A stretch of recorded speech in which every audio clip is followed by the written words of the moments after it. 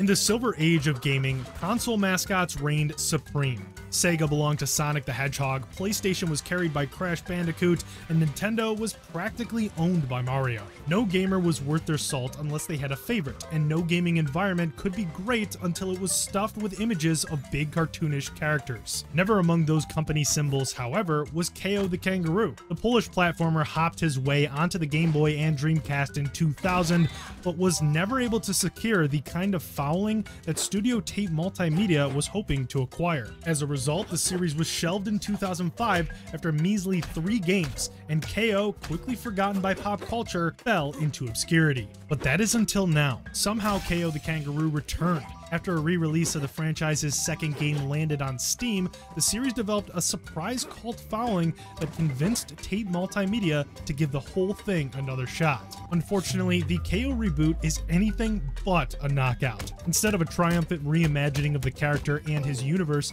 fans receive a rather subpar retreating of the same old thing, not only in relation to the previous games in the franchise, but also to the countless other platforming mascots in existence. Nothing much stands out when playing through the story, and the gameplay itself is a pretty standard affair. The plot concerns the titular kangaroo as he discovers his long-lost father's magical boxing gloves. A gifted fighter, he begins using them to make his way through hordes of dark creatures, locate his missing sister, and uncover the mystery of the eternal warrior who threatens his world. The premise has a lot of potential, but ultimately falls flat in its execution. Kao and his supporting cast lack the charm required to draw the player in, and oftentimes comes off as more obnoxious than they do likable. It kind of feels mean to say this, but the voice acting is also laughably terrible. Kao himself has the energy of the infamous Tommy Wiseau, causing many of his sentences to come out as total meme material. His dialogue is supposed to be funny, but not in the way it ends up coming across. Kao the Kangaroo's best attribute is its level design. The look of the world is colorful and alive,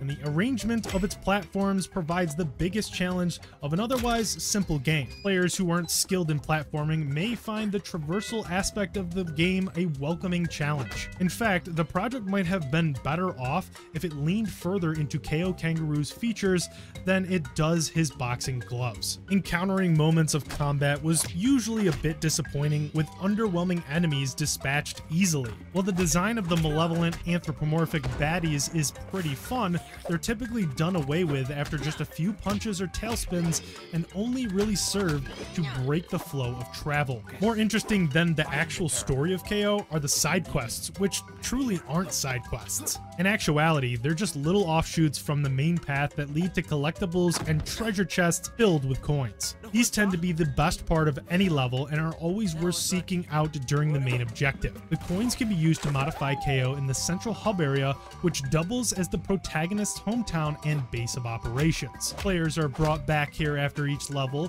where they are then able to train, explore, and find dark ruins that open up doorways to further progress the plot. Whether or not a monetary system belongs in a mascot platforming game is debatable, but here it at least adds something to the experience. Truthfully, it's a shame that Kao the Kangaroo isn't better than it is. Mascot platformers are becoming far and few between, and there was a real hope that Tate Multimedia might be able to turn that trend around with their latest effort. Unfortunately, this doesn't appear to be the case. The project ends up being a pretty lame, deflated attempt at the genre. It almost feels as if the studio only put a portion of its energy into developing Kao, resulting in a marsupial that can't seem to land his feet.